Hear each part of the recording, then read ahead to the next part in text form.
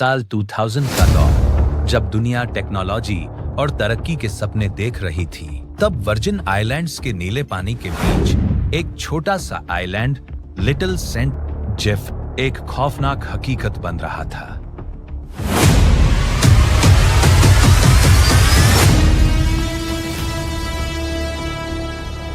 Jeffrey Epstein ने इसे खरीदा और इसे एक प्राइवेट पैराडाइज का नाम दिया, लेकिन हकीकत में यह दुनिया के सबसे पावरफुल लोगों के लिए एक ऐसा सेफ हाउस था जहां कानून की पहुंच नहीं थी।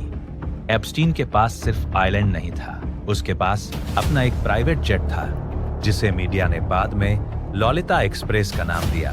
इस प्लेन में दुनिया के बड़े बड़े नाम सवार होते थे, लेकिन सवाल यह है कि एप्स्टीन इन ताकतवर लोगों को ये सुविधाएं क्यों दे रहा था। इन्वेस्टिगेटर्स का मानना है कि आइलैंड के हर कमरे में, हर कोने में छिपे हुए कैमरे लगे थे।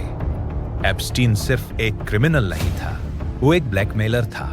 वो पावरफुल लोगों की कमजोरियों को रिकॉर्ड करता था ताकि कोई भी उसके खिलाफ मुंह न खोल सके। यही वजह थी कि सालों तक पुलिस और एजेंसियां उसके दरवाजे तक पहुंचकर भी वापस लौट जाती थी।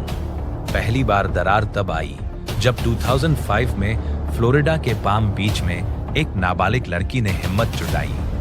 पुलिस ने जांच की और एप्स्टीन के घर से हजारों आपत्तिजनक तस्वीरें मिली।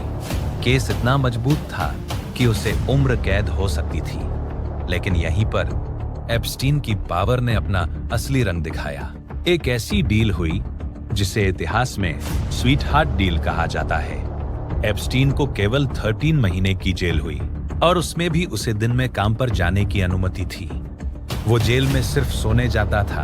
दुनिया हैरान थी, क्या पैसा सच में कानून को खरीद सकता है? इस पूरी कहानी में एप्स्टीन अकेला नहीं था, उसके साथ थी गिस्लेन मैक्सवेल, एक ब्रिटिश सोशलाइट और एक मीडिया टाइकून की बेटी।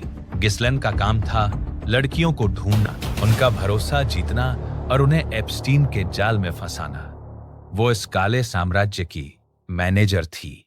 बिना गिस्लेन के एप्स्टीन कभी इतना बड़ा नेटवर्क नहीं बना पाता। 2019 अंत की शुरुआत या सच का दफन, समय का पहिया घूमा और 2019 में हवाएं बदली।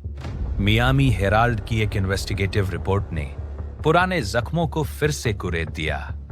दबाव इतना बढ़ा कि फेडरल एजेंट्स ने एप्स्टीन को न्यूयॉर्क के एयरपोर्ट से गिरफ्तार कर लिया। इस बार मामला हाथ से निकल चुका था, पूरी दुनिया की नजरें उस पर थीं, लेकिन फिर हुआ वो जिसकी किसी ने कल्पना नहीं की थी। 10 अगस्त 2019 को न्यूयॉर्क की सबसे सुरक्षित जेल के सेल में जेफरी एप्स्टीन मृत पाया गया। जेल के सीसीटीवी कैमरे उस रात खराब थे, गार्ड्स सो गए थे।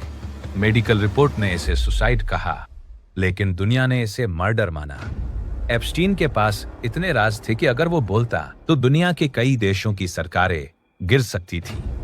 उसकी मौत के साथ ही कई राज हमेशा के लिए दफन हो गए। आउटर ओ जेफरी एप्स्टीन आज नहीं है, लेकिन उसका नाम आज भी एक ऐसे सिस्टम की याद दिलाता है जो अमीरों के लिए अलग और गरीबों के लिए अलग है। क्या उसे मार दिया गया ताकि बड़े नाम बच सकें, या फिर ये उसके अपने पापों का अंत था?